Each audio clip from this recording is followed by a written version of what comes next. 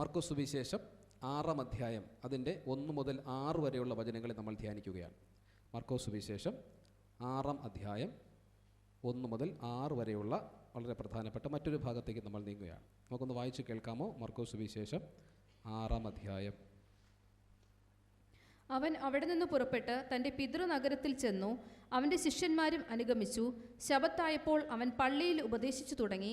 പലരും കേട്ട് വിസ്മയിച്ചു. ഇവന് ഇവ എവിടെ നിന്ന്? ഇവന് കിട്ടിയ ഈ ജ്ഞാനവും അവൻ്റെ കയ്യാൽ നടക്കുന്ന വീര്യപ്രവൃത്തികളും എന്ത്? ഇവൻ മറിയയുടെ മകനും യാക്കോബ്, യോസെ, യൂദ, ശീമോൻ എന്നിവരുടെ സഹോദരനുമായ തച്ചനല്ലയോ? ഇവൻ്റെ സഹോദരികളും ഇവിടെ നമ്മോടുകൂടെ ഇല്ലയോ എന്ന് പറഞ്ഞ് അവങ്കൽ ഇടറിപ്പോയി.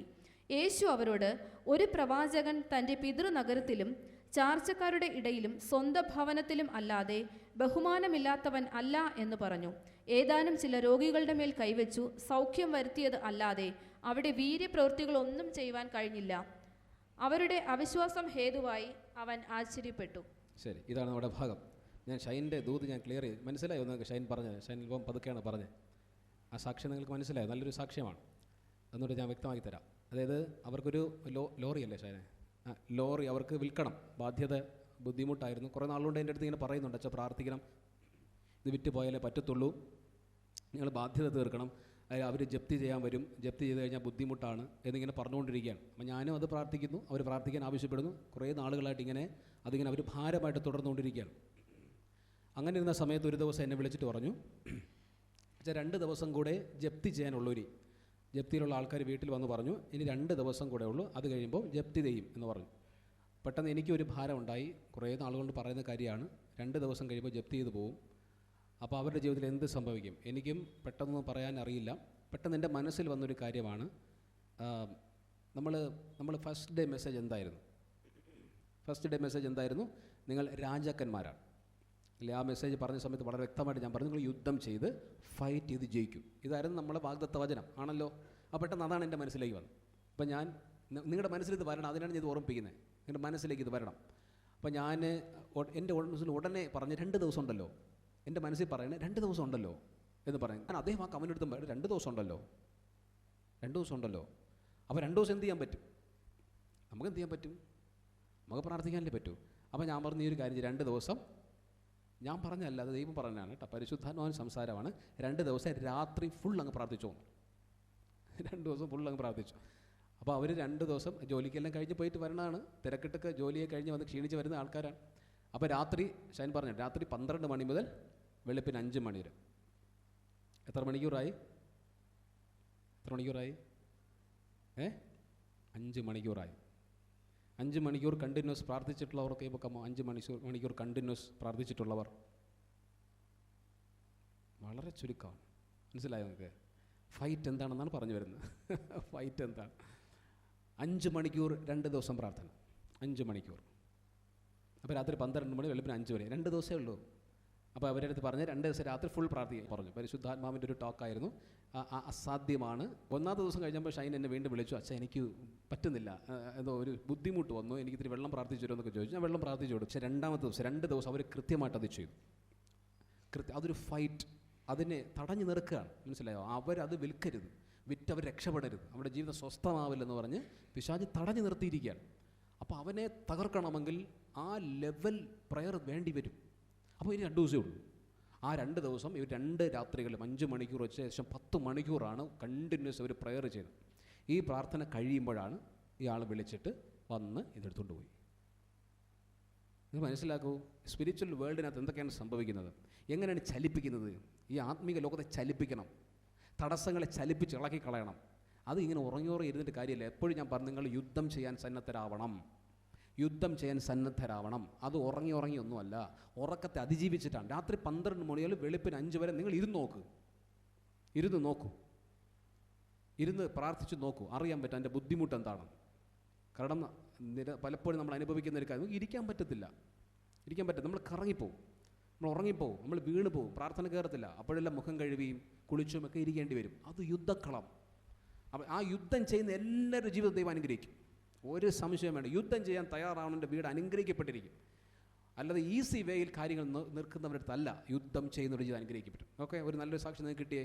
ഈ വർഷത്തെ യുദ്ധത്തെപ്പറ്റി പറഞ്ഞിരുന്നു, അതിൻ്റെ ഒരു സാക്ഷി നിങ്ങൾക്ക് കിട്ടുന്നു, അത് ചെയ്യൂ. ഇന്ന് വേറെ ഇവിടെ ജോസാർ എൻ്റെ അടുത്ത് പറഞ്ഞു, അദ്ദേഹത്തിൻ്റെ ലൈഫിനകത്ത് ഇതൊരു പ്രശ്നം എൻ്റെ അടുത്ത് ഇങ്ങനെ വിളിച്ച് പറഞ്ഞു. അപ്പോൾ ഞാനും അദ്ദേഹത്തോട് ഇങ്ങനെ തന്നെ അങ്ങ് പറഞ്ഞു, എന്താ ഒരു രാത്രിയോ അത് 3 രാത്രിയോ 3 രാത്രി പ്രാർത്ഥിക്കാൻ പറഞ്ഞു. 3 രാത്രി പ്രാർത്ഥിക്കാൻ പറഞ്ഞു.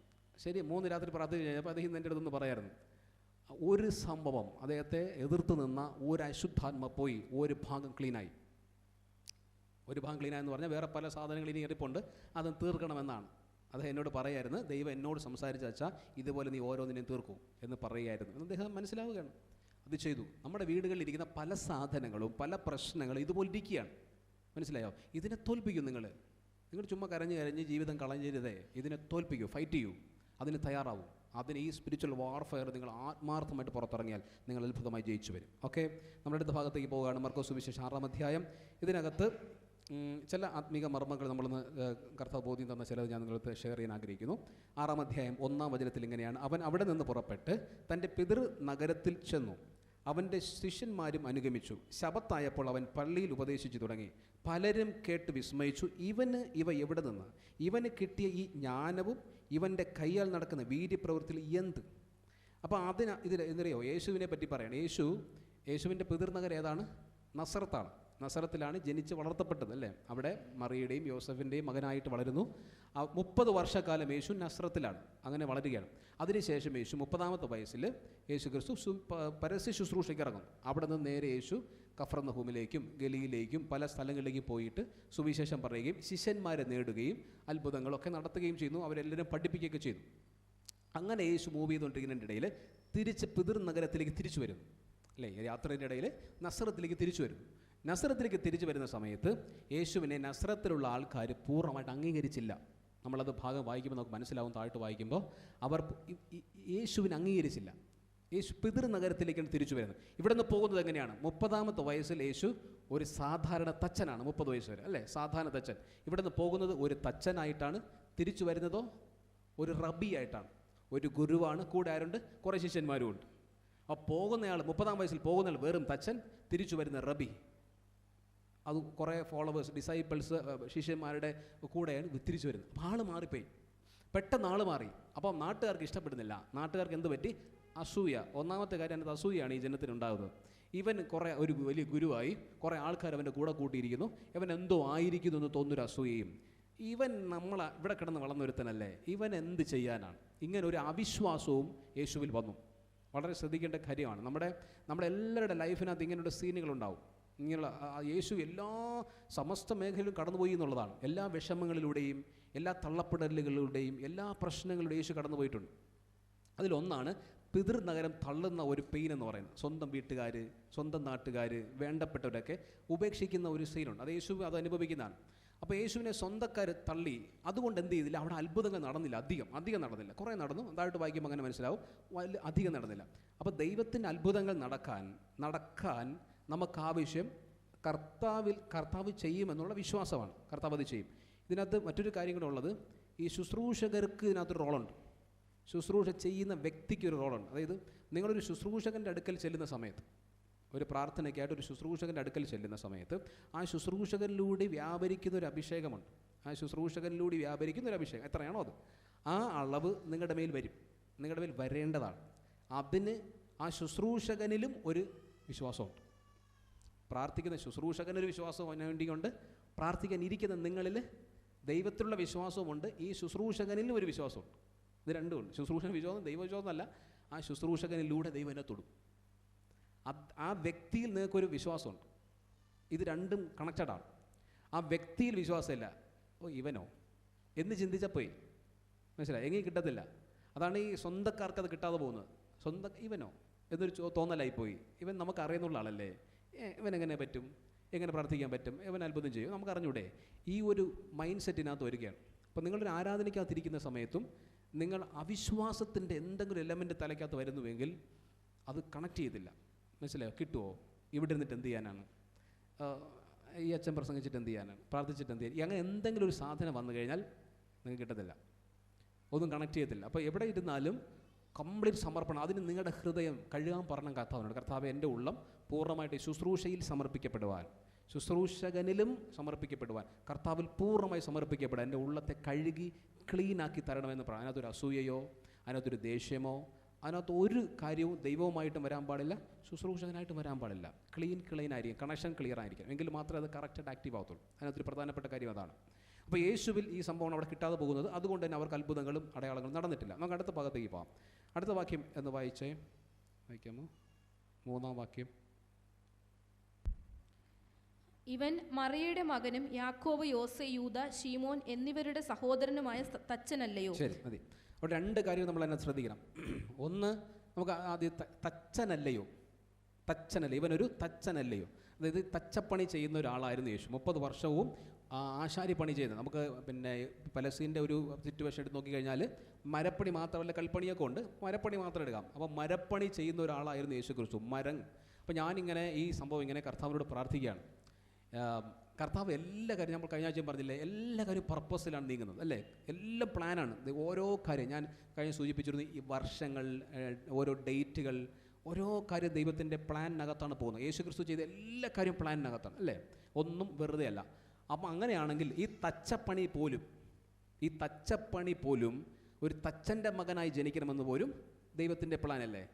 യേശു എന്ത് പണി ചെയ്യണം 30 വർഷം ദൈവത്തിൻ്റെ പ്ലാനായിരുന്നു. അപ്പോൾ ആ ജോലിക്കകത്ത് എന്തോ ഉണ്ടെന്ന് എനിക്കൊരു സംഭവം കിട്ടാണ്, ആ ജോലിക്കകത്ത്. അപ്പോൾ അത് ആ തച്ചൻ എന്ന് പറയുന്ന സംഭവം എന്താണ്, അതിനകത്തൊരു സ്പിരിച്വൽ എലമെൻറ്റ് കിടപ്പുണ്ട്. അതായത് ഒരു തച്ചൻ എന്താണ് ചെയ്യുന്നത് വെച്ച് കഴിഞ്ഞാൽ മോൾഡ് ചെയ്യാണ് ചെയ്യുന്നത്. നിങ്ങൾ മനസ്സിലാക്കുന്നത്, അതിനകത്തൊരു ആത്മീയ മർമ്മം, സകല കാര്യങ്ങൾക്കകത്ത് ആത്മീയ മർമ്മങ്ങളുണ്ട് വേദപുസ്തകത്തിനകത്ത്. ഒന്നും വെറുതെ അല്ല, മനസ്സിലായി, നമുക്ക് വെളിപ്പെട്ട് കിട്ടുന്നില്ലെന്നേ ഉള്ളൂ, ഒന്നും വെറുതെ അല്ല. തച്ചപ്പണി 30 വർഷക്കാലം യേശു ചെയ്ത തച്ചപ്പണി മോൾഡിംഗ് ആണ്. അതായത് ഷേപ്പ്ലെസ് ആയ ഒരു തടിയെ, അല്ലെങ്കിൽ ഉരുണ്ട ഷേപ്പിലുള്ള ഒരു തടിയെ കയ്യിലേക്ക് വന്ന് കിട്ടിക്കഴിഞ്ഞാൽ പിന്നെ അത് ഷേപ്പുള്ള ഒരു ചെയറോ ഒരു ടേബിളോ അല്ലെങ്കിൽ മറ്റേതെങ്കിലും ഒരു ഷേപ്പുള്ള യൂസ്ഫുള്ളായ ഒരു ഒരു ഉപകരണമാക്കി, ഒരു പാത്രമാക്കി അത് രൂപപ്പെടുത്തും. മനസ്സിലായോ? ഇതാണ് യേശു 30 വർഷക്കാലം ചെയ്തത്. സെയിം സംഭവമാണ് സ്പിരിച്വലി യേശു പിന്നെ ചെയ്യുന്നത്. മനസ്സിലാകുന്നോ? ഉപയോഗമില്ലാത്ത, അശുദ്ധരായിപ്പോയ, പാപികളായിപ്പോയ, തള്ളപ്പെട്ടു പോയ ആൾക്കാരെ ഷേപ്പുള്ളവരാക്കി, വൃത്തിയുള്ളവരാക്കി, ആത്മാവുള്ളവരാക്കി, വെളിച്ചമുള്ളവരാക്കി രൂപപ്പെടുത്തും. ഇത് തന്നെയാണ് യേശു ചെയ്യുന്നത്. ഇതിനകത്ത് ഈ രൂപപ്പെടുത്തലിൻ്റെ ഒരു സംഭവം, രൂപപ്പെടുത്തിയെടുക്കുന്ന സമയത്ത് ഈ തടി രൂപപ്പെടുത്തുമ്പോൾ 2 പ്രധാനപ്പെട്ട കാര്യങ്ങളുണ്ട്. ഇതറിയാമോ? ഒരേപോലത്തെ തടികളല്ല, എല്ലാം ഒരേപോലെ അല്ല, വ്യത്യാസമുണ്ട്. അതിൽ ചില തടികൾ നല്ല കട്ടിയുള്ളതായിരിക്കും, ചില തടികൾ കട്ടി കുറഞ്ഞതായിരിക്കും. ഈ കട്ടി കുറഞ്ഞ തടികൾ, ഇപ്പം തീപ്പട്ടി ഉണ്ടാക്കുന്ന തടിയില്ലേ, അത് കട്ടി കുറഞ്ഞതാണ്. അത് വെച്ച് പിന്നെ വലിയ കട്ടളയൊന്നും ഉണ്ടാക്കിയെടുക്കാൻ പറ്റത്തില്ല, അല്ലെ വലിയ ചേർന്ന് ഉണ്ടാക്കി വെച്ച് അതിനകത്തിരിക്കാൻ, അത് കട്ടി കുറഞ്ഞ സംഭവമാണ്. ഈ കട്ടി കുറഞ്ഞ തടിയിൽ പണി ചെയ്യാൻ എളുപ്പമാണ്, അല്ല, എളുപ്പത്തിൽ ചെയ്യാൻ പറ്റും. കട്ടി കുറവാണ്, അതിന് പെട്ടെന്ന് ചീകി മിനുക്കി എടുക്കാനായിട്ട് എളുപ്പമാണ്. നേരെ മറിച്ച് കട്ടിയുള്ള തടിയോ, നിങ്ങൾ തേക്കെടുത്ത് കൊടുത്ത് നോക്ക്, അത് അത്ര ഈസിയാണോ? പെരുമരം എടുത്തിട്ടുണ്ടാക്കുന്ന പോലെയാണ് തേക്കിട്ടുണ്ടാക്കുന്നത്. ഇത് രണ്ടിനും സമയം ഏത് കൂടുതലെടുക്കും? കട്ടിയുള്ളതിനെടുക്കും, ശരിയല്ലേ? ഇതുപോലെയാണ് ഞാനും. ചില ആൾക്കാർ ഇത്തിരി കട്ടിയുള്ളതാണ്. കട്ടിയുള്ളതെന്ന് മീൻസ് അത് ഇത്തിരി നല്ലതുമാണ്. നല്ലത് മീൻസ് ഇത് രണ്ടിന് പർപ്പസ് വേറെയാണ്. കട്ടി കുറഞ്ഞൊരു കൊച്ചു തടി വെച്ചിട്ട് ഞാൻ പറയും തീപ്പട്ടിക്കുള്ളി ഉണ്ടാക്കാം, ഗുണമല്ലേ? അത് യൂസ്ഫുൾ അല്ലേ? ആവശ്യമാണല്ലോ, അതും വേണം. ഒരു ഫ്ലവർ വൈസ് ഉണ്ടാക്കി വെക്കാം, അതിനൊന്നും സംഭവിക്കത്തില്ല. അത് വീട്ടിനകത്ത് ഷോക്കേസിൽ അവിടെ ഇരുന്നോളും, മഴയൊന്നും നനയത്തില്ല, ചെതിലെന്നോളും. മഴ നനഞ്ഞാൽ അത് പോക്കാണ്. അത്രയുള്ള ആ തടിയുടെ കട്ടി എന്ന് പറഞ്ഞാൽ. അതുകൊണ്ട് മഴ നനയാത്തൊരു സ്ഥലത്തെ അതിനെ വയ്ക്കത്തുള്ളൂ. ദൈവത്തിൻ്റെ പ്രോസസ്സ് ഞാൻ പറഞ്ഞു തരാണ്. നിങ്ങൾ ഓരോരുത്തരെയും കുറിച്ചും ദൈവത്തിന് ഒരു പദ്ധതിയുണ്ട്. ഇത് നിങ്ങൾ മനസ്സിലാക്കിയാൽ നിങ്ങൾ പെട്ടെന്ന് ക്ലിക്കാവും. ഞാൻ ഈ പറയുന്നത് അതുപോലെ എൻ്റെ മനസ്സിൽ കിടക്കുന്ന സംഭവം അതുപോലെ നിങ്ങൾ മനസ്സിലാക്കിയാൽ, എനിക്കറിയില്ല, നിങ്ങൾ ഫീൽ ചെയ്തിട്ടൊന്നും അറിയില്ല. നിങ്ങൾ ചിലപ്പം കട്ടി കുറഞ്ഞൊരു തടിയായിരിക്കാം, വലിയ കട്ടിയെന്നുള്ള ആയിരിക്കില്ല, കുറഞ്ഞായിരിക്കാം.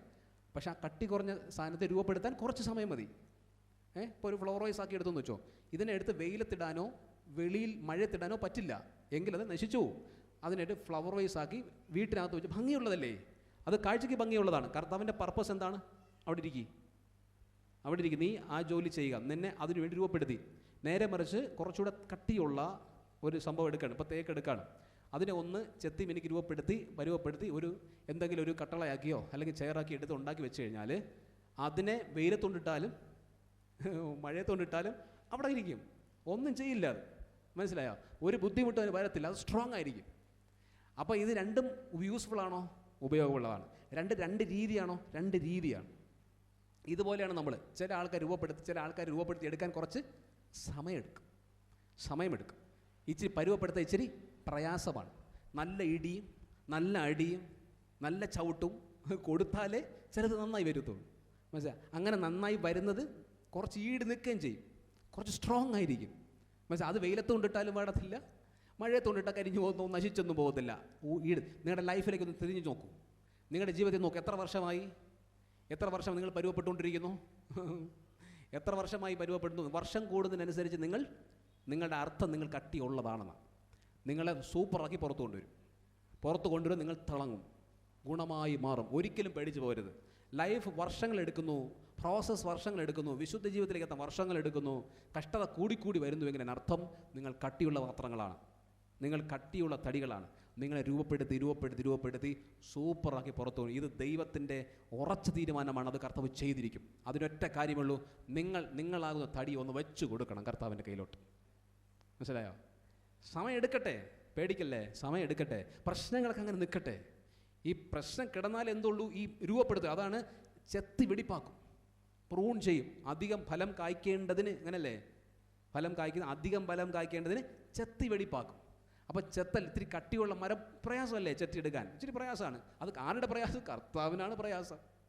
ഞാൻ എൻ്റെ ലൈഫിൽ എപ്പോഴും ചോദിക്കും, കർത്താവ് നീ ഒരുപാട് കഷ്ടപ്പെടുന്നല്ലോ.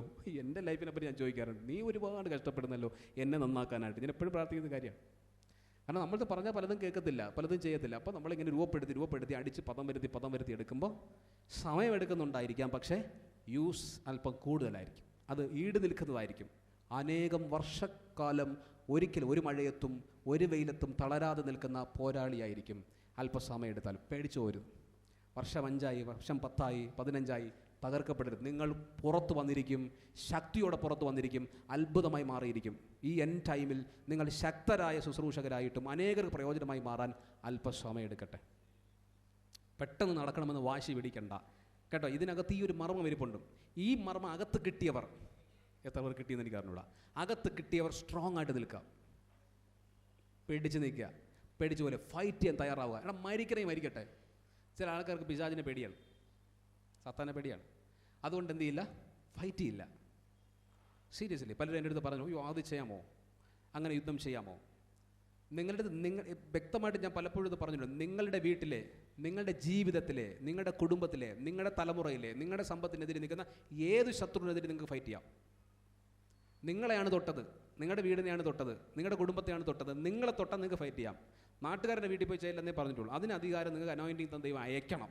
അയക്കാതെ പോകരുത്, അയക്കപ്പെടണം. പക്ഷേ യേശുവിൻ്റെ സന്നിധി ഇരിക്കാം. നിങ്ങൾക്ക് ദൈവം കൃപ തരും, നിങ്ങൾക്ക് ബലം തരും, നിങ്ങൾക്ക് യുദ്ധം ചെയ്യാം, നിങ്ങൾക്ക് ഫൈറ്റ് ചെയ്യാം. നിങ്ങളുടെ ലൈഫിന് തൊട്ടു എങ്കിൽ അടിക്കാം, പേടിക്കുക. കർത്താവ് നിങ്ങളുടെ കൂടെ കാണും. ഈ യുദ്ധത്തിനകത്ത് പൊള്ളലേൽക്കാം, ചിലപ്പോൾ മുറിവേൽക്കാം, പെയിൻ ഉണ്ടാവാം, സത്യമായിട്ടുണ്ട്. അതാണ് ഞാൻ പറഞ്ഞത്, പേടിച്ച് പോകരുത്. പക്ഷെ ജയിച്ചേ പുറത്തു വരാവൂ. നിങ്ങളെ സൂപ്പറാക്കി, അതാണ് ആ കടി, ആ അടി, ആ വേദന, ആ ഫൈറ്റ്. ഒരു സാത്താൻ തിരിച്ചടിക്കുന്നു, പെയിൻ ഉണ്ടാക്കുന്നു. ആ പെയിൻ എല്ലാം എന്തായി മാറും? നിങ്ങളുടെ രൂപപ്പെടുത്തലിന് കാരണമായി മാറും. നിങ്ങളെ മോൾഡ് ചെയ്യുന്നു. ചിലപ്പോൾ നമ്മൾ സങ്കടപ്പെടാം, ചിലപ്പോൾ ഭാരപ്പെടാം, ചിലപ്പോൾ പ്രാർത്ഥിക്കാൻ പറ്റാതെയാവാം. പേടിക്കരുത്. ഞാനത് പറയാൻ കാരണം എന്ന് വെച്ചാൽ അങ്ങനെ സംഭവിക്കാൻ ചിലപ്പോൾ നിങ്ങൾ വീണ് പോകാം, പ്രാർത്ഥിക്കാൻ പറ്റാതെ വീണ് പോകാം. പക്ഷെ അകത്ത് ഒരു ഇത് കിടക്കണം, വരും എന്നിങ്ങനെ പറഞ്ഞുകൊണ്ടിരിക്കണം. ഞാൻ വരും, തിരിച്ചു വരും. ഒരിക്കലും താഴ്ന്നു പോലെ തിരിച്ചു വരും. പ്രാർത്ഥിച്ചില്ലെങ്കിലും തിരിച്ചു വരും. ഇത് പറഞ്ഞുകൊണ്ടിരിക്കണം. നിങ്ങൾ തിരിച്ചു വരും. ഒരു മേഖലയും തോൽക്കരുത്. നിങ്ങളെപ്പറ്റി ദൈവത്തിനൊരു പർപ്പസ് ഉണ്ട്. അത് കട്ടിയുള്ളതായിട്ട് ഏതെങ്കിലും പുറത്ത് വെയിലത്ത് കിടക്കാനായിരിക്കാം, ചിലപ്പോൾ കട്ടി കുറഞ്ഞ് ഫ്ലവർ വൈസായിട്ട് ഭംഗിയായിട്ടിരിക്കാൻ വേണ്ടിയിട്ടായിരിക്കാം. എന്തോ ആയിക്കട്ടെ, ഉപയോഗമാണ്. ആർക്കും ഉപയോഗമാണ്, നിങ്ങൾക്ക് ഉപയോഗമാണ് കേട്ടല്ലോ. തച്ചപ്പണി ചെറിയ കാര്യമല്ലായിരുന്നു, പക്ഷേ അത് വലിയൊരു സംഭവം അതിനകത്തുണ്ടായിരുന്നു. യേശു ക്രിസ്തു അത് ചെയ്യുന്നത് ആ വിഷനിൽ നിന്ന്, ആ ഒരു ജോലി കർത്താവ് ചെയ്തിട്ട് അതിനെവിടേക്ക് കൊണ്ടുവന്ന് സ്പിരിച്വൽ വേൾഡിലേക്ക് കൊണ്ടുപോയാണ്. 30 വയസ്സ് മുതൽ യേശു ലോകത്തെ മോൾഡ് ചെയ്യുകയാണ്. മനസ്സിലാകുന്നോ? അതിലേക്ക് കൊണ്ട് ഇപ്പോൾ പൗലൂസിൻ്റെ ജോലി എന്തായിരുന്നു? കൂടാരപ്പണിയായിരുന്നു അല്ലേ? പൗലൂസിൻ്റെ സ്പിരിച്വൽ ജോലി എന്തായിരുന്നു? ആലയ നിർമ്മാണമായിരുന്നു. സഭ പണിയുക, ജാതികളുടെ ഇടയിലേക്ക് പോയി സഭയിലേക്ക്, കൂടാരപ്പണിയായിരുന്നു അദ്ദേഹത്തിൻ്റെ ജോലി. പോട്ടെ, അപ്പോൾ നിങ്ങളത് മനസ്സിലാക്കി, തച്ചപ്പണി മനസ്സിലാക്കിയല്ലേ? അത് ശ്രദ്ധിക്കുക. അടുത്ത മറ്റൊന്നെന്താണ് പറയുന്നത്? ഇവൻ മറിയയുടെ മകൻ, അങ്ങനെയല്ലേ ഇവിടെ എഴുതിയിരിക്കുന്നത്? അങ്ങനെയല്ലേ വായിച്ചേ? അങ്ങനെയാണ്. ഇവൻ മറിയയുടെ മകനും യാക്കോബ്, യോസ, യൂദ, ശിമോൻ എന്നിവരുടെ സഹോദരനായ തച്ചനല്ലേ. അപ്പോൾ മറിയയുടെ മകൻ മറിയ, എന്നിട്ട് സഹോദരങ്ങളെ പറഞ്ഞു. യേശുവിന് സഹോദരങ്ങളുണ്ടായിരുന്നു, മറിയയ്ക്ക് വേറെ മക്കളുണ്ടായിരുന്നു. ഓക്കെ, അപ്പോൾ മറിയയുടെ മകൻ എന്ന് പറയുന്നൊരു പ്രശ്നം എന്നറിയാമോ? സാധാരണഗതിയിൽ അന്നത്തെ സംസ്കാരം അനുസരിച്ച് അപ്പൻ്റെ പേരെ പറയൂ. നിങ്ങൾ ജീനിയോളജി എടുത്ത് നോക്ക്, അവിടെ അപ്പന്മാരുടെ പേരല്ലേ പറഞ്ഞു പോകുന്നത്. ആ 1-2 സ്ത്രീകളുടെ പേര് 3 സ്ത്രീകളുടെ പേര് പറയുന്നതല്ലാതെ എല്ലാം അപ്പന്മാരുടെ പേര്. എന്തുകൊണ്ട് യേശുവിനെ ആ സമൂഹം ഇങ്ങനെ വിളിച്ചു? അവൻ മറിയയുടെ മകനെന്ന് വിളിച്ചു. അനേകം പണ്ഡിതന്മാർ പറയുന്ന ഒരു റീസൺ എന്ന് പറഞ്ഞാൽ ഇല്ലെജിറ്റിമേറ്റ് സൺ, അല്ലെങ്കിൽ അപ്പനറിയാത്ത ജനിച്ചവൻ എന്നൊരു കളിയാക്കൽ യേശുവിനുണ്ടായിരുന്നു എന്നാണ്. ഇവൻ ശരിയായ അപ്പന് പറഞ്ഞതല്ല എന്ന് പറഞ്ഞ് മറിയെ അങ്ങനെ മോശക്കാരിയാക്കി വിധിച്ചിരുന്ന ഒരു പിക്ചറുണ്ടായിരുന്നു. അങ്ങനെ അനുഭവിച്ചു വളർന്ന ഒരുവൻ യേശു എന്നാണ്. മനസ്സിലാവുന്നതൊക്കെ സ്വന്തം അപ്പനാരെന്നറിഞ്ഞൂടെ സമൂഹം മുദ്ര കുത്തിയത്. സമൂഹത്തിലെ പല ആൾക്കാരും കളിയാക്കിയിരുന്നു, ഇവൻ മോശക്കാരനാണ്, ഇവൻ നല്ല തന്തയ്ക്ക് പറന്നവനല്ല, ഇവൻ നല്ല കുടുംബത്തിൽ ജനിച്ചവനല്ല, മോശക്കാരനായി ജനിച്ചവനാണ്. ഇങ്ങനെ കളിയാക്കൽ കേട്ട് ഇങ്ങനെ അപവാദങ്ങൾ യേശുവിനുണ്ടായിരുന്നു. ഇത് സഹിച്ചാണ് മറിയയും യേശുവും കടന്നു പോകുന്നത്. കാരണം അങ്ങനെ ഒരു വെളിപ്പേരുണ്ടായിരുന്നു എന്നാണ്. അതുകൊണ്ട് ഈ മറിയയുടെ മകൻ എന്ന് പറയും. യോസഫ് അതിന് മുമ്പ് മരിച്ചു കഴിഞ്ഞിരിക്കുന്നു. എന്തായിരുന്നു അങ്ങനെ ഒരു ചീത്തപ്പേരുണ്ട്. അപ്പോൾ അതിനെ നിങ്ങൾ മനസ്സിലാക്കണം. നമുക്ക് സമൂഹം ചാർത്തിത്തരുന്നൊരു പേര്, സമൂഹം നമ്മളെ നോക്കി പറയുന്ന ചില കാര്യങ്ങൾ, ഈ വീട്ടുകാർ നമ്മളെ നോക്കി പറയുന്ന കാര്യങ്ങൾ, ആൾക്കാർ നമ്മളെ നോക്കി പറയുന്ന കാര്യങ്ങൾ, ഇതൊന്നും അല്ല നിങ്ങളെപ്പറ്റിയുള്ള ദൈവത്തിൻ്റെ പദ്ധതി. മനസ്സിലായോ? ആരെന്തോ പറഞ്ഞോട്ടെ, ആരെന്തോ വിധി എഴുതട്ടെ, ലോകം എന്തോ വിധി പറയട്ടെ, അതല്ല നിങ്ങളുടെ വിധി എന്ന് പറയുന്നത്, അതല്ല നിങ്ങളുടെ ഫ്യൂച്ചർ എന്ന് പറയുന്നത്. ദൈവത്തിന് നിങ്ങളെ പറ്റിയൊരു പദ്ധതിയുണ്ട്. ഇവൻ മറിയയുടെ മകനല്ലയോ എന്ന് പറഞ്ഞപ്പോൾ എന്ത് പറ്റി? ഇവർക്ക് നന്മ പോയി എന്നുള്ള അല്ലതെല്ലാം സംഭവിച്ചോ? ഇവരുടെ നന്മ പോയി, ഇവരുടെ വീട്ടിൽ അത്ഭുതം നടന്നില്ല, ഇവരുടെ കുടുംബങ്ങൾ രക്ഷപ്പെട്ടില്ല. ഇവർ പറഞ്ഞുകൊണ്ടിരുന്നു മറിയയുടെ മോൻ. അവർക്ക് നന്മയുണ്ടായില്ല. നിങ്ങളെ നോക്കിയും ഇതുപോലെ വിധി എഴുതുന്ന സമയത്ത് ആരെങ്കിലും മോശം പറഞ്ഞാൽ, നിങ്ങൾ കുറഞ്ഞുപോയി എന്ന് പറഞ്ഞാൽ, നിങ്ങൾ തള്ളപ്പെട്ടവരാണ്, നിങ്ങൾ കഴിവില്ലാത്തവരാണ്, നിങ്ങൾ ഭോഷന്മാരാണ്, നിങ്ങൾ വിദ്യാഭ്യാസമില്ലാത്തവരാണ്, നിങ്ങൾ കുടുംബമഹിമ ഇല്ലാത്തവരാണ്, സംസ്കാരമില്ലാത്തവരാണ്, താഴ്ന്നവരാണ്, ആയിരിക്കാം. ചിലപ്പോൾ ഏതെങ്കിലും തരത്തിൽ കുറഞ്ഞവരായിരിക്കാം, തള്ളപ്പെട്ടവരായിരിക്കാം. പക്ഷെ നിങ്ങൾ നിൽക്കുന്നത്, നിങ്ങൾ യേശുവിൻ്റെ കരങ്ങളിലെ പാത്രമായി സമർപ്പിക്കപ്പെട്ടിട്ടുണ്ടെങ്കിൽ ഉറപ്പായിട്ട് ഞാൻ പറയുന്നു, അവരുടെ മധ്യത്തിൽ നിങ്ങൾ ആരെന്ന് ദൈവം തെളിയിക്കും. അത് ഒരു ജാട കാണിക്കലൊന്നുമല്ല, അങ്ങനെ വിചാരിക്കരുത്. അഹങ്കാരം കാണിക്കാൻ വേണ്ടി കൊണ്ടുവരും, അങ്ങനെയല്ല. അങ്ങനെയാണ് അതിൻ്റെ ഒരു രീതി. അങ്ങനെയാണ് കർത്താവ് അതങ്ങനെ ചെയ്തിരിക്കും. നിങ്ങൾ ദൈവസന്നിധിയിൽ നിങ്ങളെ സമർപ്പിച്ചിട്ടുണ്ടെങ്കിൽ ആരോടും പകയോ വിദ്വേഷമോ ഒന്നും വേണ്ട. പക്ഷേ ദൈവം നിങ്ങൾ അവിടെ മാനിച്ചിരിക്കും, അവിടെ കൊണ്ടുവന്ന് നിർത്തിയിരിക്കും. ഇവൻ ആരെന്ന് ഞാൻ ഈ ലോകത്തിന് കാണിച്ചു കൊടുക്കും. അത് യേശുവിനെ കാണിച്ചു കൊടുക്കുന്നു കർത്താവ്. ലോകത്തിന് മുമ്പിൽ വെച്ചിട്ട് ഈ സമൂഹത്തിൻ്റെ മധ്യത്തിൽ യേശുവിനെ പറ്റി കാണിച്ചു കൊടുക്കും. നിങ്ങൾ മറിയയുടെ മകനെന്ന് കളിയാക്കില്ലേ? ഇതാ കണ്ടോ ആരാണെന്ന്. അത്ഭുതങ്ങളും വീര്യപ്രവൃത്തികളും ചെയ്യുന്ന ഒരു ദൈവപുത്രനാണെന്ന് സമൂഹത്തിന് കാണിച്ചു കൊടുത്തുകൊണ്ട് യേശുവിനെ അവിടെ മുമ്പിൽ നിർത്തുന്നു. നമ്മുടെ ലൈഫിനത് ശ്രദ്ധിച്ചോളണേ. ഒരിക്കലും ആരെങ്കിലും പറയുന്ന വിധി വെച്ചിട്ട് ഒരിക്കലും നിങ്ങളുടെ ലൈഫിനെ എഴുതി തള്ളരുത്. അത് ചിലപ്പോൾ സത്യമായിരിക്കും. പല കാര്യങ്ങൾ നമ്മൾ നോക്കുമ്പോൾ നമ്മൾ യൂസ്ലെസ് ആയിരിക്കാം, കഴിവില്ലാത്തവരെന്നൊക്കെ പറഞ്ഞിരിക്കാം.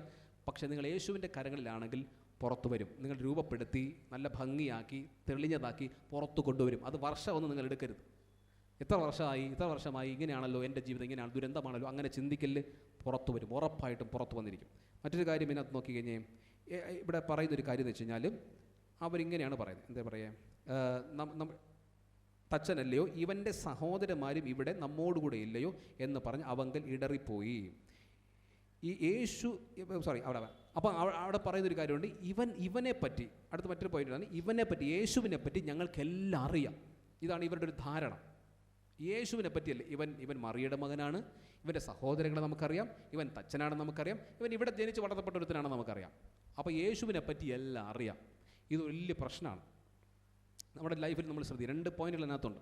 ഒന്നാമത്തെ കാര്യം എന്ന് വെച്ച് കഴിഞ്ഞാൽ, നമുക്ക് ഇങ്ങനൊരു ധാരണ ഉണ്ടെങ്കിൽ, എനിക്കറിയാം, വചനം അറിയാം, ആത്മീയത എനിക്കറിയാം, പ്രാർത്ഥിക്കാൻ എനിക്കറിയാം എന്നൊരു ധാരണ ഉണ്ടെങ്കിൽ ഒന്നും കിട്ടാൻ പോണില്ല, ഒരു സാധനവും കിട്ടത്തില്ല. ഇത് എൻ്റെ ലൈഫിലുണ്ടായിരുന്നൊരു സാധനമാണ്.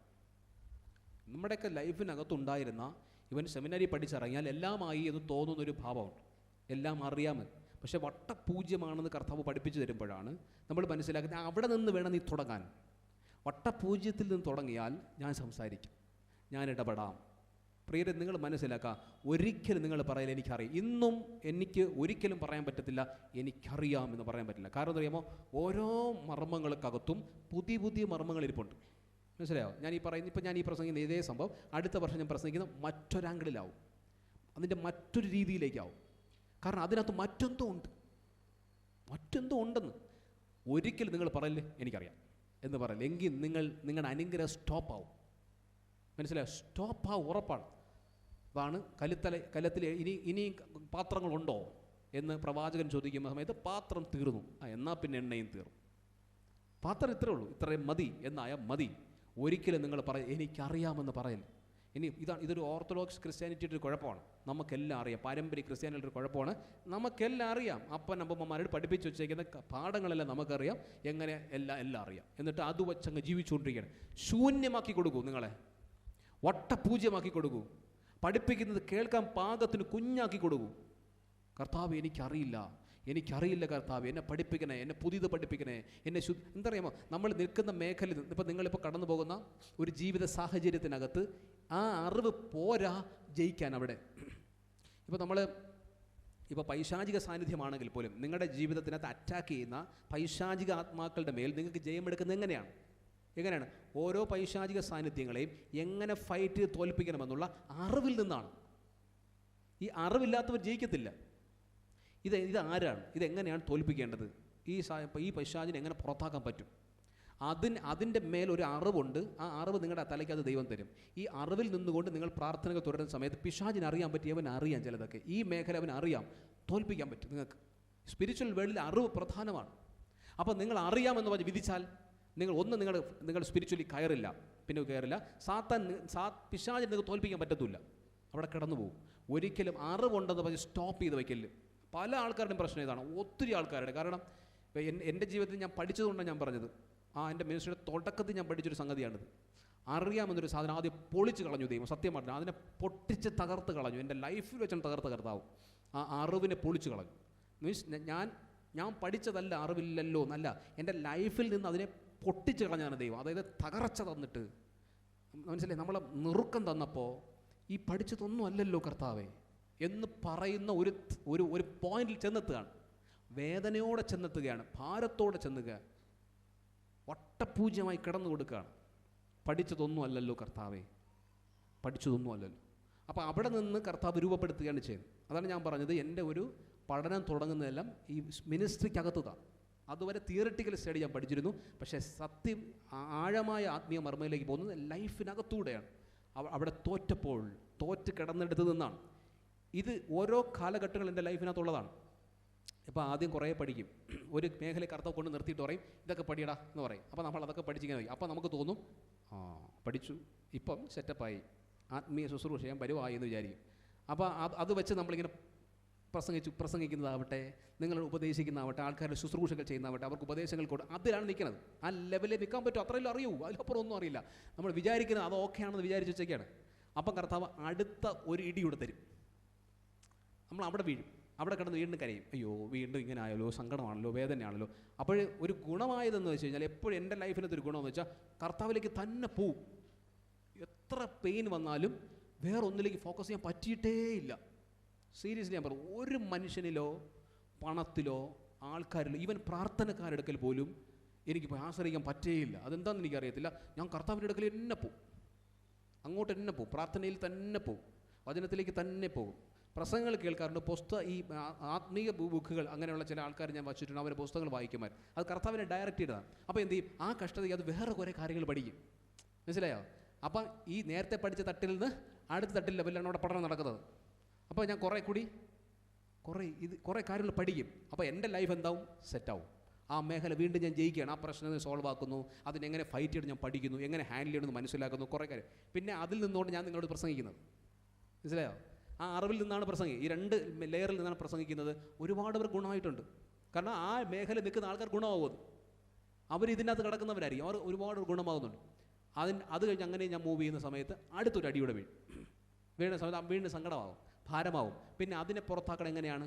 ഇങ്ങനെ പല തട്ടുകൾ, പ്രോസസ്സുകൾ കടന്ന് വരുമ്പോൾ ഒരു ഘട്ടം എത്തിയപ്പോൾ എനിക്ക് മനസ്സിലായി, ജീവിതകാലം മുഴുവൻ അടികൊണ്ട് പഠിക്കുന്നതാണ് ഈ പരിപാടി എന്ന് ഏകദേശം ഒരു ധാരണ എൻ്റെ മനസ്സിലായി. അതുകൊണ്ട് ഇപ്പോഴും ഞാൻ എക്സ്പെക്റ്റ് ചെയ്യുന്നൊരു കാര്യമുണ്ട്, ഇടി കിട്ടും, പഠിക്കും. കാരണം അത് നേരത്തെ പറഞ്ഞില്ലേ, ചിലതിനൊക്കെ നല്ല ഇടി കൊടുത്ത് പഠിപ്പിച്ചാലേ നല്ല രൂപപ്പെട്ട തടികളായിട്ട് പുറത്തു വരും. അതായിരിക്കാം എന്ന് ഞാൻ വിചാരിക്കുന്നു. അതുകൊണ്ട് ഞാനിങ്ങനെ പ്രതീക്ഷയോടെയാണ് നിൽക്കുന്നത്, അടുത്ത പഠനം ഏതാണ് എന്ന്. ചിലതൊക്കെ അർത്ഥം ഉപദേശം തന്നിന്, ഇപ്പോൾ പിന്നെ ഞാൻ അധികം അടി തരേണ്ട കർത്താവെ ഉപദേശിച്ചാൽ മതി, ഞാൻ കേട്ടോളാം എന്ന് പറയുന്ന രീതിയിലൊക്കെ ആയിട്ടുണ്ട്. അതുകൊണ്ട് കിട്ടുന്ന ഉപദേശം ഏറെക്കുറെ എടുക്കാറുമുണ്ട്. അപ്പം ഞാൻ മനസ്സിലാക്കാൻ ശ്രമിച്ചത്, ഒരിക്കലും നമ്മൾ അറിവുള്ളവരെന്ന് പറഞ്ഞാൽ നിങ്ങൾ വളരില്ല. മനസ്സിലായി? കർത്താവ് ഒരിക്കലും ദോഷം ചെയ്യില്ല കേട്ടോ. നിങ്ങൾ പേടിക്കല്ലേ, ഞാൻ അടിയൊന്നും ഇടിയെന്നൊക്കെ പറയുമ്പോൾ നിങ്ങൾ വിചാരിക്കലും തകർന്നു പോയില്ല. ഒരിക്കലും ഇല്ല, ഒരിക്കലും. ചിലപ്പോൾ ഒരു ദിവസമായിരിക്കും, സീരിയസ്ലി ഒരു ദിവസമായിരിക്കാം, ചിലപ്പോൾ 2 ദിവസമായിരിക്കാം. അല്ലാതെ അടിച്ച് തകർത്ത് നശിപ്പിച്ചെന്ന് വിചാരിക്കില്ല. ഞാനത് കാരണം സ്പിരിച്വലി വരുന്ന അടികളെന്ന് പറയുന്നത് അത് നമുക്ക് മനസ്സിലാവുകയും അത് ഒരിക്കലും മറക്കാതെ ഓർമ്മ നിൽക്കുകയും ചെയ്യും. അത് ദൈവത്തിന് ഒരുപാട് നന്ദി പറയാൻ കാരണമാവുകയും ചെയ്യും. എൻ്റെ ലൈഫ് മുഴുവൻ അതാണ്. ഞാൻ 10 വർഷത്തിൻ്റെ എക്സ്പീരിയൻസ് ഞാൻ പറയുന്നു, ഒരു കാര്യം ഞാൻ മറന്നിട്ടില്ല. കാരണം അതിനകത്ത് ഞാൻ പഠിച്ച കാര്യം ഇന്ന് എൻ്റെ മനസ്സിനകത്തോട്ട്. ഒരാളൊരു വേദന പറഞ്ഞാൽ പെട്ടെന്ന് എനിക്ക് പോയിന്റ് ചെയ്യാൻ പറ്റും, ഇത് ഈ സംഭവമാണ്. അത് ചിലപ്പോൾ ഒരു ദിവസമായിരിക്കും ഞാൻ ആ സംഭവം പഠിച്ചത്. ഒറ്റ ദിവസത്തെ പെയിൻ എനിക്ക് കാണത്തുള്ളൂ. ചിലപ്പോൾ 2 ദിവസം ആവാം, ചിലപ്പോൾ 5 ദിവസം ആവാം. പക്ഷേ അതിൽ നിന്ന് കുറേ കാര്യങ്ങൾ പഠിച്ചു കഴിയും. അതാണ് ദൈവത്തിൻ്റെ അത്ഭുതകരമായ ഇടപെടലെന്ന് പറയുന്നത്. അപ്പോൾ നിങ്ങൾ മനസ്സിലാക്കണം, ഒരിക്കലും നിങ്ങൾ അറിവുള്ളവർ എന്ന് പറഞ്ഞ് നിൽക്കരുത്. അപ്പോൾ ഒരു ഉപദേശം കേൾക്കുമ്പോൾ നിങ്ങൾ എന്ത് ചെയ്യണം? താഴണം. ഇപ്പോൾ ഞാൻ പ്രസംഗിച്ചുകൊണ്ടിരിക്കുകയാണ്, നിങ്ങൾ താഴ്ത് കേൾക്കണം.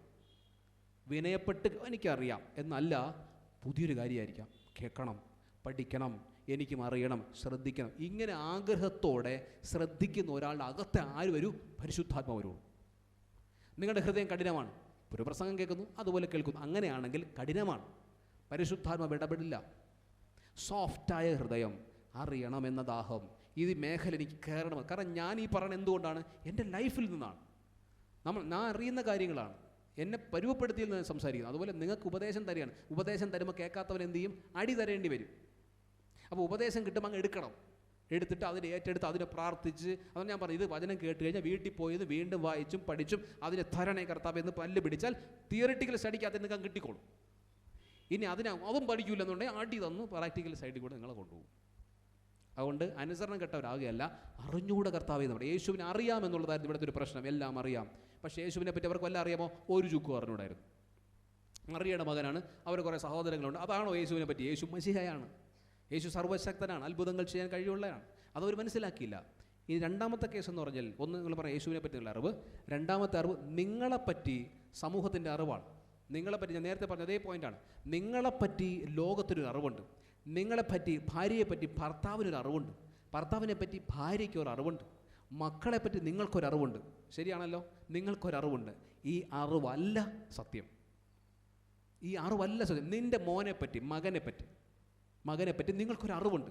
അവൻ്റെ എഡ്യൂക്കേഷൻ എങ്ങനെ പോകുന്നു, അവൻ പഠിക്കുന്നുണ്ടോ, അനുസരണമുണ്ടോ, അനുസരണമില്ലേ, ഏത് ലെവലിൽ, ഇത് നിങ്ങൾക്കൊരറിവുണ്ട് ആ കുഞ്ഞിനെ പറ്റി. ഈ അറിവ് സത്യമല്ല, ഈ അറിവല്ല സത്യം. കാരണം അവനെപ്പറ്റി അവളെപ്പറ്റി സ്വർഗം എഴുതിയിരിക്കുന്നതാണ് അറിവ്, അതാണ് അറിവ്. അത് നിങ്ങൾക്കറിയാമോ? ചിലർക്കറിയാമായിരിക്കാം. കാരണം ചിലർക്ക് ദർശനങ്ങൾ ദൈവം കൊടുക്കുന്നു, ചിലർക്ക് വെളിപാടുകൾ കൊടുക്കുന്നു, ചിലർക്ക് ദൂതുകൾ കൊടുക്കുന്നു, ചിലർക്ക് ചില സുവിശേഷ വേലക്കാരിലൂടെ ദൂതുകൾ കൊടുക്കുന്നു. നിങ്ങളുടെ മകൻ ഇങ്ങനെ ആവും, മകൾ ഇങ്ങനെ ആവും. അത് സത്യമാണെങ്കിൽ അതൊരു അറിവായിട്ട് നിങ്ങൾക്ക് കിട്ടാം. ചിലർ അത് പ്രാർത്ഥിച്ച് അത് പിടിച്ചെടുക്കുകയും ചെയ്യുന്നു, ചിലർ കളയുകയും ചെയ്യുന്നു. നിങ്ങൾ മനസ്സിലാക്കേണ്ട ഒരു കാര്യം, നിങ്ങൾ ഈ കാണുന്നതല്ല അറിവ്, ഒരിക്കലുമല്ല. നിങ്ങളുടെ ഭാര്യയെപ്പറ്റി നിങ്ങളൊരു അറിവുണ്ടാക്കി വെച്ചിട്ടുണ്ട്. ചില ആൾക്കാർ ഒരു ഭാര്യ ഭയങ്കര വഴക്കാളിയാണെന്ന് പറയും, ഭാര്യ സ്നേഹമില്ലാത്ത ആളാണെന്ന് പറയും, എപ്പോഴും മൊബൈൽ ഫോൺ നോക്കിക്കൊണ്ടിരിക്കുന്ന ആളാണെന്ന് പറയും, വീട്ടുകാരി നോക്കാത്ത ആളാണെന്ന് പറയും. ഭാര്യയെ പറ്റിയൊരു അറിവാണ്. ഭർത്താവിനെ പറ്റി പറയും, ഭർത്താവ് ഇങ്ങനെയൊക്കെയാണ്, വീട് ശ്രദ്ധിക്കുന്ന ആളല്ല, ഭയങ്കര ദേഷ്യക്കാരനാണ്, സ്നേഹമില്ലാത്ത ആളാണ്, പ്രാർത്ഥിക്കാത്ത ആളാണ്. ഞാൻ കുറവുകൾ വെച്ച് പറയുന്നു. ഇങ്ങനെ പറയുന്ന സാധാരണ നമ്മൾ കേൾക്കുന്ന കാര്യങ്ങളാണ്. ഇതാണ് നമ്മുടെ അറിവ്, അല്ലേ? നമ്മൾ കാണുന്നതും ഇതാണ്. പക്ഷേ ഈ വ്യക്തി ആരാണെന്ന് നിങ്ങൾക്കറിഞ്ഞില്ല. ഈ വ്യക്തിയുടെ അകത്തിരിക്കുന്ന പ്രകാശം എന്താണെന്ന് നമുക്കറിയത്തില്ല.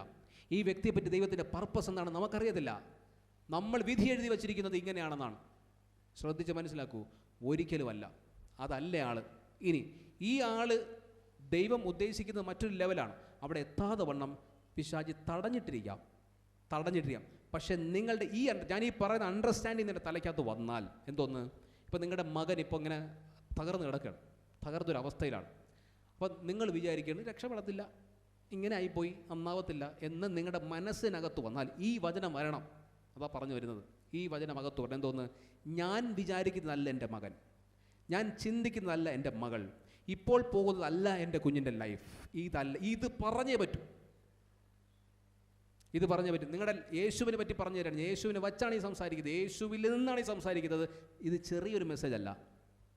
യേശുവിൽ നിന്നാണ് സംസാരിക്കുന്നത്. നിങ്ങളുടെ യേശുവിൽ ലൈഫ് എടുത്ത് പഠിക്കൂ. ഇവൻ മറിയുടെ മകൻ, തച്ചൻ, മനസ്സിലായതോ? ഇവൻ്റെ സഹോദരങ്ങൾ നമുക്കറിയാം. ഇവനോ? നിങ്ങളുടെ മക്കളെ നോക്കി ഇവൻ എങ്ങനെയാവും? പ്രിയരെ, എത്ര പ്രശ്നമാണ് നടുവിൽ ഈ വചനം പറയണം. നിങ്ങൾ യേശുവിനെ പറ്റിയും ഇങ്ങനെ തന്നെ പറഞ്ഞത്. അപ്പം നിങ്ങളുടെ മനസ്സിനകത്ത് നിങ്ങൾ ശ്രദ്ധിക്കേണ്ടത് നാട്ടുകാരുടെ വാക്കല്ല. ഞാൻ നേരത്തെ നാട്ടുകാർ പറയുന്നത് പറഞ്ഞു. ഇപ്പോൾ ഞാൻ പറഞ്ഞ എന്താണ്? നിങ്ങളിലേക്കാണ് നിങ്ങൾ നോക്കുന്നത്. നിങ്ങളുടെ മനസ്സിനകത്ത് പറയാണ്, എൻ്റെ മകൻ നന്നാവത്തില്ല, എൻ്റെ മകൾ ഇങ്ങനെയാണ്, അനുസരണയില്ല, അശുദ്ധ, ഇങ്ങനെ പറയും. നിങ്ങളുടെ അകത്ത് പറയാണ്.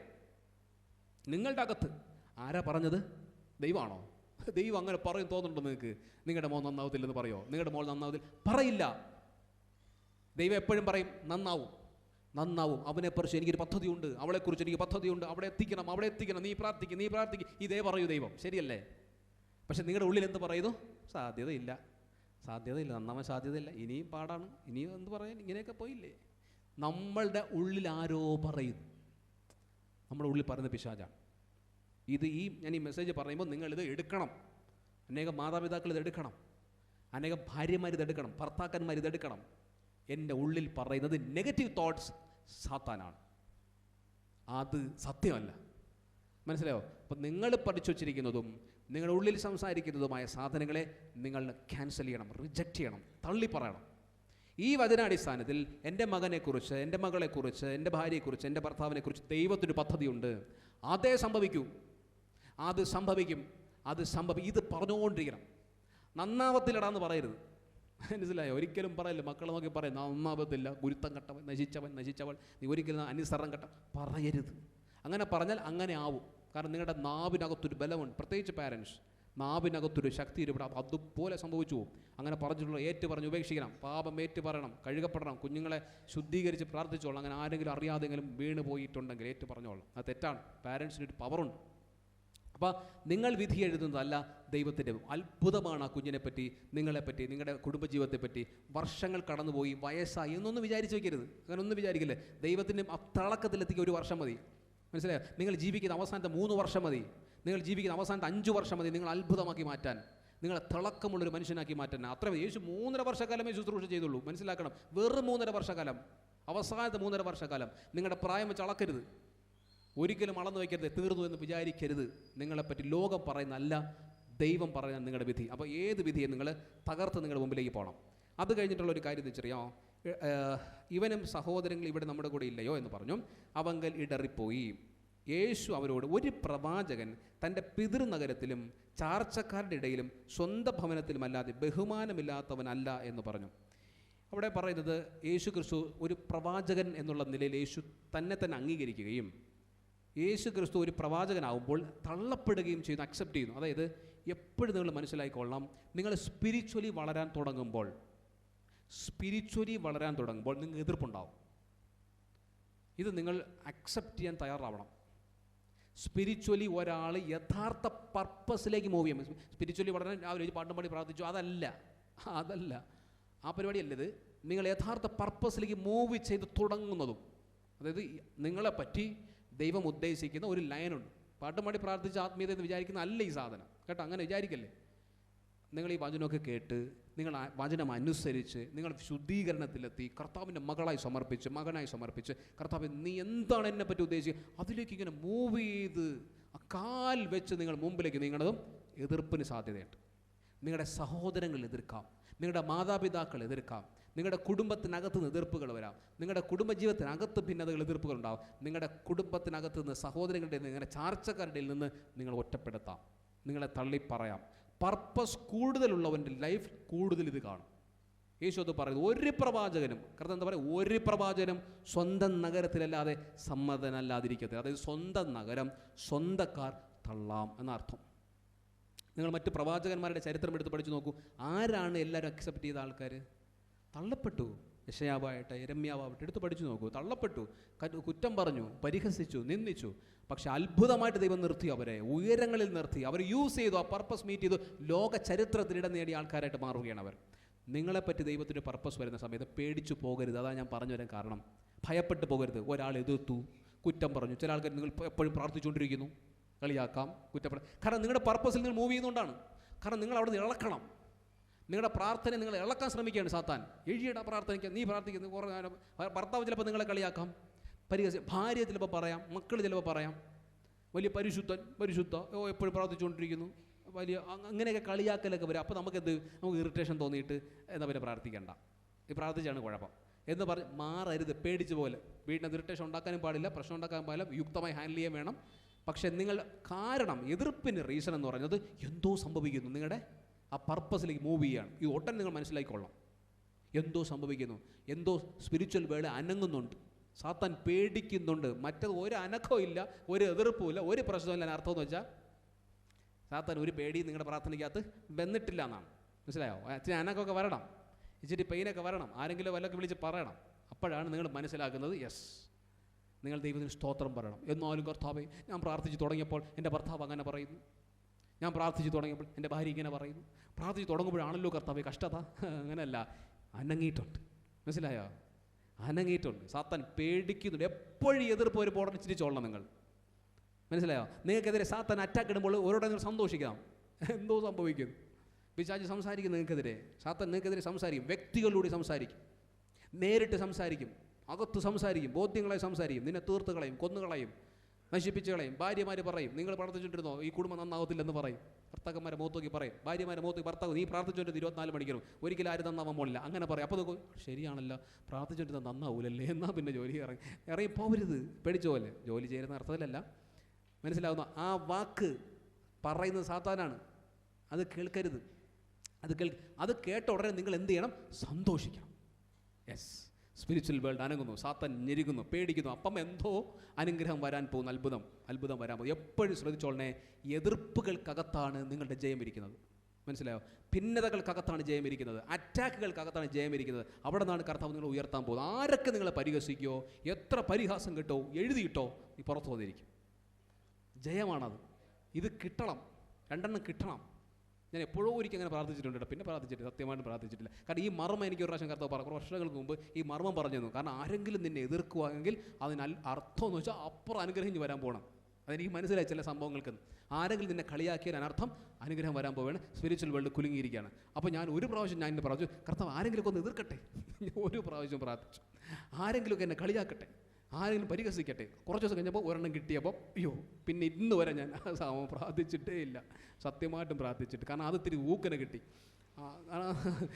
നമ്മൾ വിചാരിക്കും പോലെ അല്ലേടാ, അടി എന്നൊക്കെ പറഞ്ഞ് നമ്മൾ ഏറ്റു വാങ്ങാൻ പാടാണ്. പക്ഷേ ഒരു കാര്യം ഞാൻ ഇന്നും പ്രാർത്ഥിക്കും, തുറന്നു പറയും, ഇന്നും പ്രാർത്ഥിക്കും, കർത്താവേ ബാലശിക്ഷ നൽകി എന്നെ വിശുദ്ധിയിലേക്ക് നടത്തണേ. ഇന്നും പ്രാർത്ഥിക്കുന്നതാണ്, ബാലശിക്ഷ നൽകി. ചിലപ്പോൾ പെയിൻഫുള്ളാണ്, പക്ഷെ അതിന്നും പ്രാർത്ഥിക്കും, ഇപ്പോഴും പ്രാർത്ഥിക്കും. ബാലശിക്ഷയെ പറഞ്ഞിട്ടുള്ളൂ, ശിക്ഷ എന്ന് പറഞ്ഞിട്ടില്ല.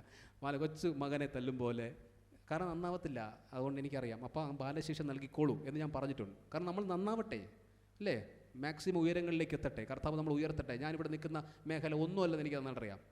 ഉയർത്തട്ടെ, ബാലശിക്ഷ നൽകി ഉയർത്തട്ടെ. അപ്പം നിങ്ങളുടെ ലൈഫിനെ പറ്റി ആര് നെഗറ്റീവ് പറഞ്ഞാലും എടുക്കരുത്. നിങ്ങൾക്ക് ഉന്നതികളുണ്ട്. എത്ര പെയിൻ വന്നാലും അതിനർത്ഥം നിങ്ങൾ ജയമാണ്. നിങ്ങൾ പ്രവാചകനാണോ, നിങ്ങൾക്ക് പെയിൻ കൂടും. ശുശ്രൂഷകനാണോ, പർപ്പസിലേക്കാണോ, പെയിൻ കൂടും. ശുശ്രൂഷയുള്ള മക്കൾ ശ്രദ്ധിക്കുക, യുവാക്കൾ യുവതികൾ ശ്രദ്ധിക്കുക. അനേകം യുവാക്കൾ യുവതികൾ ഈ പുതിയൊരു കാലഘട്ടത്തിൽ വലിയ ശുശ്രൂഷയിലേക്ക് ഇറങ്ങാൻ പോകുന്ന മക്കൾ ഇതിനകത്ത് ഇരിപ്പുണ്ട്. അത്ഭുതകരമായ ശുശ്രൂഷകളിൽ ഇറങ്ങാൻ പോകുന്ന ഇരിപ്പുണ്ട്. പെയിൻ ഉണ്ടാവും, തള്ളപ്പെടലുകളുണ്ടാവും, തോൽവികളുണ്ടാവും, പരിഹാസങ്ങളുണ്ടാവും. പേടിച്ച് പോകല്ല്, യൗവനക്കാർ തളർന്നു പോകല്ല്. നിങ്ങൾ പുറത്തു വരുന്ന അത്ഭുതമായി തീ പോലെ ജ്വലിച്ച് പുറത്തു വരും. നിങ്ങൾ യേശുവിൻ്റെ കരങ്ങൾ നിങ്ങൾ കൊടുത്താൽ മതി. ഒറ്റപ്പെടുകൊന്നും നിങ്ങൾ പ്രശ്നമില്ല. കൊച്ചുകുട്ടികളുടെ ലൈഫ് മാതാപിതാക്കൾ ശ്രദ്ധിച്ചോളാം. ചില പിള്ളേരുടെ ലൈഫിനകത്ത് നേരെ മുമ്പിലേക്ക് കൊണ്ടുപോകാൻ പറ്റുന്നില്ലെന്ന് ഭാരപ്പെടുന്ന മാതാപിതാക്കളുണ്ട്. നിങ്ങൾ ശ്രദ്ധിച്ച്, നിങ്ങളുടെ മക്കൾ പുറത്തു വരാൻ അത്ഭുതമാണ്. അതുകൊണ്ട് അവരെ തടയുന്നത്, പ്രശ്നങ്ങൾ ഉണ്ടാകുന്നത്. പേടിച്ച് പോകരുത്. നിങ്ങൾ ഫൈറ്റ് ചെയ്യാൻ തയ്യാറാവും. കർത്താവിൻ്റെ സ്ഥലം വിട്ടുകൊടുക്കൂ, പുറത്തു വരും. ആരെതിർത്താലും പുറത്തു വരും. അവിടെ നമ്മൾ അവസാനിപ്പിക്കുകയാണ്. അവിടെ എന്താ സംഭവിച്ചതെന്ന് വെച്ച് കഴിഞ്ഞാൽ, ചാർച്ചക്കാരുടെയിലും സ്വന്തം നഗരത്തിലും അല്ലാതെ ബഹുമാനമില്ലാത്തവനല്ലെന്ന് പറഞ്ഞു. കണ്ടോ, നമുക്ക് ബഹുമാനമൊന്നും അവർക്ക് കിട്ടുന്നില്ല. ഏതാനും ചില രോഗികളുടെ മേൽ കൈവച്ച് സൗഖ്യം വരുത്തിയത് അല്ലാതെ അവിടെ വീര്യപ്രവൃത്തികൾ ഒന്നും ചെയ്യാൻ കഴിഞ്ഞില്ല. അവരുടെ അവിശ്വാസം ഹേതുവായി അവൻ ആശ്ചര്യപ്പെട്ടു. ചില രോഗികളെ സൗഖ്യമാക്കി എന്നുള്ളതല്ലാതെ വീര്യപ്രവൃത്തികളൊന്നും നടന്നില്ല. നിങ്ങൾ മനസ്സിലാക്കണേ, ഞാൻ ഈ പറഞ്ഞ പോയിന്റ് തെറ്റിയാൽ നിങ്ങൾക്ക് ഒന്നും നടക്കത്തില്ല നിങ്ങളുടെ ലൈഫിനകത്ത്. ഈ പോയിന്റ് തെറ്റിച്ചാൽ നടക്കത്തില്ല. ഒന്ന്, നിങ്ങൾ അറിവുള്ളവരെന്ന് വിചാരിക്കില്ല, എനിക്കെല്ലാം അറിയാം, സ്പിരിച്വലി ഓക്കെ ആണെന്ന് വിചാരിച്ചാൽ ഒന്നും കിട്ടാൻ പോണില്ല. നിങ്ങൾ വട്ടപൂജ്യമായി കർത്താവിൻ്റെ സ്ഥലത്ത് താഴ്ന്നു കൊടുത്തേ പറ്റൂ. എങ്കിൽ മാത്രമേ നിങ്ങളുടെ ലൈഫിൽ കർത്താവ് പഠിപ്പിക്കുകയും കർത്താവ് അനുഗ്രഹിക്കുകയും ചെയ്യത്തുള്ളൂ. താഴ്ന്ന് വിനയപ്പെട്ട് കർത്താവിൻ്റെ സന്നിധി ഇരിക്കണം. ഇപ്പോൾ നിങ്ങൾ ഇവിടെ വന്നിരിക്കുന്ന സമയത്ത് നിങ്ങൾക്ക് അത് ഉള്ളത് കൊണ്ടാണ്, അല്ലേ? പഠിക്കണമെന്ന് ആഗ്രഹമുണ്ട്, വചനം കേൾക്കണമെന്ന് ആഗ്രഹമുണ്ട്, പ്രാർത്ഥിക്കണമെന്ന് ആഗ്രഹം, അത് നിങ്ങളുള്ളത് കൊണ്ടാണ് നിങ്ങൾ വന്നിരിക്കുന്നത്. അങ്ങനെ താഴ്ന്ന് കൊടുക്കണം, സമയം കൊടുക്കണം കർത്താവിൻ്റെ സന്നിധിയിൽ. അവരെ ദൈവം അനുഗ്രഹിക്കത്തുള്ളൂ. ഞാൻ എന്ന ഭാവം നിൽക്കാതെ ആ പോയിന്റ് നിങ്ങൾ മറന്നുപോലെ അതിൽ നിൽക്കണം. യേശുവിനെ പറ്റി എല്ലാം അറിയാമെന്ന് വിചാരിക്കരുത്. ഒന്നും അറിയണം. നിങ്ങളെപ്പറ്റി ലോകം പറഞ്ഞു കേട്ട് പേടിച്ചു പോലെ, എങ്കിൽ നിങ്ങൾക്ക് ഒന്നും കിട്ടത്തില്ല. പേടിച്ചാൽ അവിടെ കിടക്കണം. അനേകം ആൾക്കാർ പേടിക്കുന്നു. മറ്റുള്ള പരിഹസിക്കുമ്പോൾ ധൈര്യത്തോടെ മുമ്പിലേക്ക് വരെ ചിരിച്ചുകൊണ്ട് പറയാം, യെസ്, കർത്താവിനെ അനുഗ്രഹിക്കുന്നു. പ്രാർത്ഥിച്ചു തുടങ്ങുമ്പോൾ, വചനം ധ്യാനിച്ചു തുടങ്ങുമ്പോൾ, വിശ്വസിച്ച് തുടങ്ങും, പർപ്പസിലേക്ക് മൂവ് ചെയ്യുമ്പോൾ പ്രശ്നം കൊടുന്നു, ചിരിക്കുക. കർത്താവെ അനങ്ങുന്നുണ്ടല്ലോ, നന്മ വരുന്നുണ്ടല്ലോ, സ്തോത്രം പറയുക ദൈവത്തിന്. ദൈവം നിങ്ങളെ അനുഗ്രഹിക്കും. ഇങ്ങനെ ഞാൻ ഈ പറഞ്ഞ പോയിന്റിൽ ശ്രദ്ധിച്ചെന്ന് വിചാരിക്കുന്നു. യേശുവിനെ പറ്റി ഞാൻ അസൂയയോടെ യേശുവിനെ നോക്കിക്കണ്ടവരുണ്ട്. ശുശ്രൂഷകൻ്റെ മുമ്പിൽ വന്നാലും കർത്താവിൻ്റെ സന്നിധിയിൽ വന്നാലും നിങ്ങളെ വിനയത്തോടെ കർത്താവിൻ്റെ സന്നിധിക്കുക. കാർപ്പൻ്റർ എന്ന വാക്ക് ഞാൻ നിങ്ങൾ യൂസ് ചെയ്തിരുന്നു. ഒരു തച്ചൻ, മോൾഡ് ചെയ്യാണ് കർത്താവ് ചെയ്യുന്നത്. നിങ്ങൾ ആരാണെന്ന് മനസ്സിലാക്കുക. നിങ്ങൾ രൂപപ്പെടുന്നതിന് സമയമെടുക്കുന്നുവെങ്കിൽ നിങ്ങളൊരു അത്ഭുതമാണ്. ഏതോ വലിയ പർപ്പസിലേക്ക് നിങ്ങൾ മൂവ് ചെയ്യിപ്പിക്കുന്നതാണ്. ദൈവം നിങ്ങളെ യൂസ് ചെയ്ത് ഒരു കാരണവശാൽ നിങ്ങൾ മോശമാവത്തില്ല. ഏറ്റവും ശ്രേഷ്ഠമായ പാത്രമേ പറഞ്ഞു. മറിയുടെ മകൻ എന്ന പോയിന്റ് ഞാൻ നിങ്ങൾക്ക് പറഞ്ഞിരുന്നു. മറിയുടെ മകൻ സമൂഹം മോശക്കാരനെന്ന് മുദ്രകുത്തി നിങ്ങളെ തള്ളിക്കളഞ്ഞാൽ, ആരെങ്കിലും തള്ളിക്കളഞ്ഞാൽ, എന്നെ കേൾക്കുന്ന നിങ്ങൾ ആരെങ്കിലും അങ്ങനെ തള്ളപ്പെട്ട്, എത്രയോ പേര് എൻ്റെ അടുത്ത് ഇങ്ങനെ വിളിച്ചിട്ടൊക്കെ ഈ അനുഭവങ്ങൾ പറഞ്ഞ് ഇങ്ങനെയുള്ള കേസുകളുണ്ട്, യൂട്യൂബിൽ കേൾക്കുന്നവരുണ്ട്. ആ തള്ളപ്പെടലുകൾ ഒരിക്കലും പരാജയമല്ല, അനുഗ്രഹമാണ്. മറ്റൊന്ന് പറഞ്ഞാൽ, യേശുവിനെ പറ്റി എല്ലാം അറിയാം, അത് മാറുക. നമ്മളെപ്പറ്റി നമ്മൾ വിചാരിക്കുന്നതല്ല, ലോകം പറയുന്നതല്ല, കർത്താവ് പറയുന്നതാണ്, അത് നോക്കണം. യേശുവിനെ എല്ലാവരും അക്സെപ്റ്റ് ചെയ്തിട്ടില്ല, പക്ഷെ അതിന് കാരണം പർപ്പസിൽ മൂവ് ചെയ്തതുകൊണ്ടാണ്. നിങ്ങളുടെ ലൈഫ് കറക്റ്റ് ട്രാക്കിൽ പോകുന്നെങ്കിൽ ചില എതിർപ്പുകളൊക്കെ വരാം, പേടിച്ചു വേണ്ട. നിങ്ങൾ സന്തോഷത്തോടെ പുഷ്പം പോലെ സൂപ്പറായിട്ട് പുറത്തു വരും. ഈ വർഷം അങ്ങനെ എത്തണം എന്ന് നിങ്ങൾ ആഗ്രഹിക്കണം. ഈ മെസ്സേജ് ഏറ്റെടുക്കണം. വീട്ടിൽ പോകണം, പഠിക്കണം, വിശ്വസിക്കണം, വീണ്ടും പ്രാർത്ഥിക്കണം, വീണ്ടും പറയണം. അത് സംഭവിക്കണം. എന്നിട്ട് തുടർന്നുള്ള ജീവിതത്തിന് ഇത് സംഭവിക്കും. ഈ കാര്യങ്ങൾ വരും, ടെസ്റ്റ് വരും. ഒരു വചനം കേട്ട ടെസ്റ്റ് വരും. ടെസ്റ്റ് വരാത്ത ഒരുത്തൻ പുറത്ത് വരില്ല. വരുമ്പോൾ ഇത് മറിച്ചെടുക്കണം. ഈ വചനം എടുക്കണം, തിരിച്ചെടുക്കണം. ഒന്നാമത്തെ ദിവസം പഠിച്ചത് തിരിച്ചെടുക്കണം. യുദ്ധം തിരിച്ചെടുത്ത് വായിക്കണം. വായിക്കാതെ കിട്ടത്തില്ലേ, ഓർമ്മയിരിക്കുന്നതെന്ന് വിചാരിക്കല്ലേ. അതൊക്കെ ഒരു അഹങ്കാരമാണ്. ഞാനെല്ലാം പഠിച്ചു വെച്ചേക്കാണ്, എനിക്കെല്ലാം അറിയാം. അതൊരു അഹങ്കാരമാണ്. ഒന്നാമത്തെ ദിവസം പ്രസംഗം കേട്ടതിൽ അകത്തിന് പോകണം, അതൊരു അഹങ്കാരമാണ്. മറിച്ചു നോക്കൂ. താഴ്ന്നൊന്ന് പിന്നിലേക്ക് തിരിഞ്ഞു നോക്കൂ. അതാണ് എഴുതിയിട്ടെന്നൊക്കെ പോകണമെന്ന് പറയണം. ഈ എഴുതിയിടുന്നത് പോലൊരു താഴ്മയുടെ ഭാവമാണ്. വീണ്ടും കേൾക്കുന്ന ഒരു താഴ്മയുടെ ഭാവമാണ്, അറിവില്ലായ്മയുടെ ഭാവമാണ്. അതൊക്കെ കർത്താവ് കാണും. വീണ്ടും വായിച്ചു നോക്കാൻ, എളിമപ്പെടാൻ, വീണ്ടും പ്രസംഗം എടുത്ത് കേൾക്കാൻ, അതൊക്കെ എളിമയുടെ ഭാഗമാണ്. അവിടെയാണ് കർത്താവ് നിങ്ങളുടെ ഇറങ്ങി വരുന്നത്. ഓക്കെ, ഞാനിവിടെ സ്റ്റോപ്പ് ചെയ്യുന്നു. ദൈവം നിങ്ങളെ വചനത്തിലൂടെ അനുഗ്രഹിക്കുമാറാകട്ടെ. ആമേൻ. നമുക്ക് ദൈവസന്നിധിയിൽ എഴുന്നേൽക്കാം. നമുക്ക് കർത്താവിൻ്റെ കാര്യങ്ങൾ നമ്മെ തന്നെ സമർപ്പിച്ച് നമുക്ക് പ്രാർത്ഥിക്കാം.